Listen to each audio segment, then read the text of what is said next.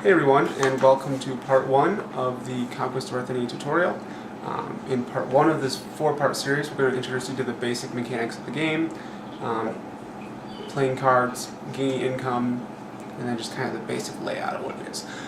For this first video, it's just me alone, because everyone was too afraid to play with me.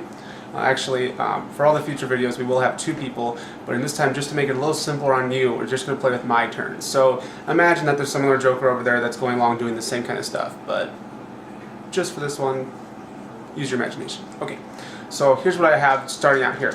I have my Conquest of Arthenia starter deck, a pad and paper, a pad and pen, which we will explain in a minute, and then gold and mana counters. Gold counters, I like to use coins. The mana counters, some kind of cool crystal-y things or whatever. Kind of stuff you put in the bottom of a fish tank. A lot of people use dice also. Some people use Skittles. Whatever works for you. Okay, so getting started. First thing to know about your deck is A, the place you draw cards from, and B, also your first location. So if you remember from my other video, we talked about how in Conquest you have different locations, which are separate regions that you have to defend. Your deck is actually your first location. It's actually your most important location. If your deck is dealt 100 damage, you lose the game. So that's the object of the game, is to deal 100 damage to their opponent. But there are a lot of other strategies in the middle that help you get to that point, which we will go through in the next 4 videos. Okay, so I have my deck. I put my deck sideways down to indicate its a location. All location cards are sideways, which you'll see in just a second. Okay? Alright, so to start the game, I'm going to be going first because there's no one else to go first. And I will draw 7 cards from the top of my deck. So 1, 2, 3, 4, 5, 6, 7. Okay. Okay. So here's my 7-card hand. Probably can't see it very well. The first thing I do at the beginning of every single turn is I take my income for that turn. And my income will change as the game goes on. But for your starting turn, your income is 2 gold and 2 mana. So I will take 2 pennies and add those to my pool. And I will take 2 crystals, which is 2 mana. So that is what I can spend this turn to do whatever I want to do, basically. I've drawn my 7 cards. I do not draw any cards this turn because I'm going first. First thing you almost always want to do is play a location if you can. Locations are fairly identifiable because they are sideways cards. So I'll put that down right alongside my deck. Now I have another location out in play. You probably can't read this card, but basically what it says is pay no cost to annex a village. So it's free. Cool.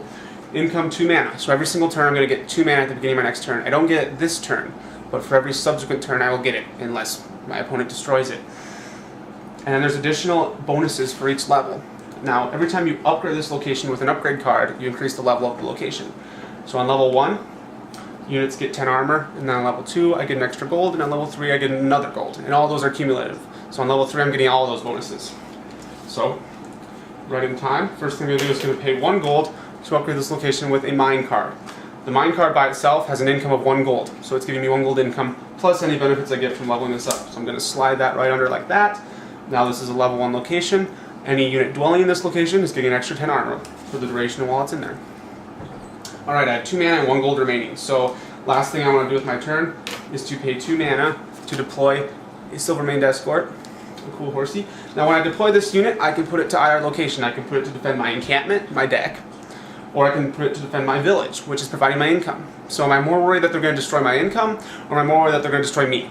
Well, early on, I'm going to actually defend my location, because most of the units that they're going to be playing on their first couple turns are just little wimps, and even if they hit me, it's not going to do a ton of damage. Now later on in the game, your encampment is going to be the most important place to defend most of the time. So I've expended 2 mana to do that. I have nothing else I want to do this turn, so the last thing I do before I pass it off to an invisible man is update my income, and that's what the paper and pen is for. That, by updating your income here, you're just writing your salary. It's not actually affecting your income here, but it's saying next turn and every other turn until I change my income, I'm going to be gaining this much gold and this much mana. That way, at the beginning of every turn, I don't have to say 1, 2, 3, 4, 5 gold, 1, 2, and so on and so forth, which gets really old. So I have my 2 gold and 2 mana for my encampment. I get that every turn. Then I have 2 mana for my village, so I'm up to 2 gold and 4 mana.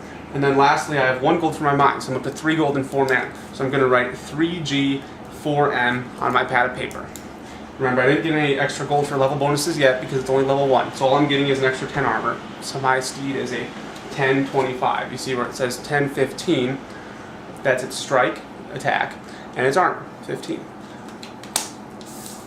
Okay, so now the other player would take their turn, and now my turn. The first thing I do every turn is I enable my unable units. My units are deployed into play unable, which means they can't move out this turn, or they can't use abilities this turn. They can't do most actions. The only action they can do while disabled is block. So if somebody had come after this place and assaulted this location, I still could block with my escort, but my escort couldn't do much else. Now that it's enabled, turned upright like that, it actually can do something this turn. So that's pretty exciting.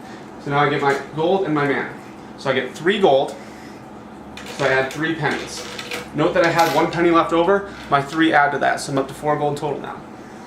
And then I gain 4 mana. An important thing to note that if I had leftover mana from last turn, I would have lost it now. So say I didn't play this horse and I had 2 mana left, I would have lost that 2 mana at the beginning of my turn and then gained back to 4 mana. So I can't gain mana above what my income is unless I have some kind of ability. But I can't just hoard it like I can with my gold. If I don't spend it, I can just keep gaining it forever and be a Scrooge, basically. So okay, now it's my turn.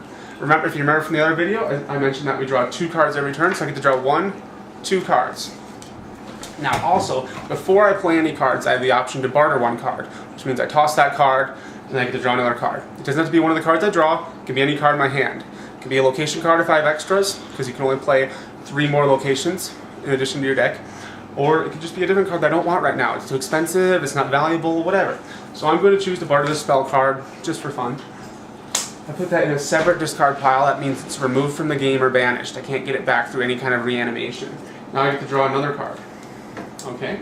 So now I have 4 gold and 4 mana to spend however I want to. So I have a couple units that I'm going to play. I'm going to pay 3 gold to play this unit, Aviro's Aeromancer. I'm going to read the card to you inside out. You can read it. Pay 3 gold to deploy Aviro's Aeromancer. Pay 1 gold to sustain it.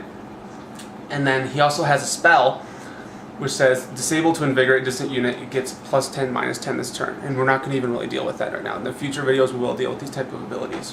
And then 20/20, strike and armor. So 3 gold is what I pay this turn.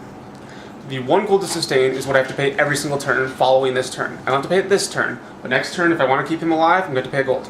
Once he dies, I don't have to pay for him. I can always choose not to pay for him if I want to, which usually you don't want to do, but every once in a while you will do that. So I paid my 3 gold. I'm going to go ahead and put him in my encampment. So I'm protecting my encampment now. Again, he's deployed unable. He wouldn't be able to use his spell, which we haven't dealt with. He won't be able to move out, but he will be able to block if somebody attacks that place. Alright. And bear in mind, I can do all of these things in any order that I want to. So I can do all my income stuff first if I want to. Not a bad idea. I can move my guys out and attack if I want to first. There's different strategies and reasons for why you might do something in a different order. But early on, I mean, whatever order you want to do it, whatever order you're comfortable with, really works fine. I'm going to build another location. This one's a city. The income it gives me is 2 gold. So, again, pay no cost to play that. Some locations do have cost, but most of them don't. I'm going to pay 1 last gold for another upgrade. It's a mine, same car as before, 1 gold income. I'm going to put this on my village. So now I'm increasing my income by 1 gold for upgrading that, but I'm also increasing my village to level 2. And if you remember, on level 2, it gets an extra gold. So I'm getting extra gold for my village, I'm getting extra gold for my mine, and I'm getting extra 2 gold for my city. So that's 4 more gold from what I had before. So I was getting 3 gold and 4 mana before. Now I update this to 7 gold and 4 mana. So very cool. And I didn't bother recounting what I already had because I hadn't changed all the other stuff.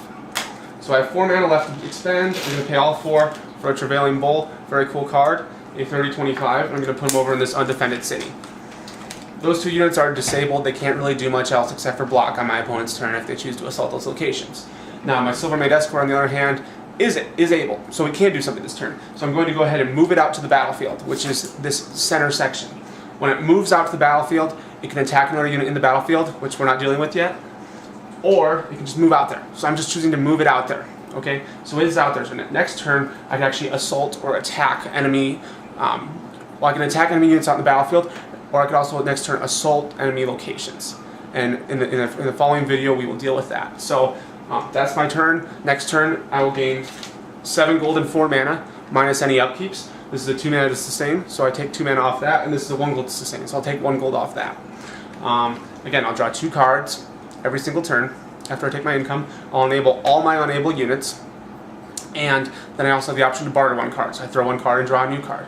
And the game basically plays on like that. I can build up to 3 locations. I already have 2 more out, and I can put up to 3 upgrades on each location. So from there, I'll probably barter the extra cards. But that is pretty much the basic mechanics of income, playing cards, and then moving cards out to the battlefield. In the next video, we're going to go over attacking and we're going to go over assaulting. So attack is combat between two units, and assault is combat between a location. And we will explore the mechanics and all the strategies in that next video. So thanks a lot, and stay tuned.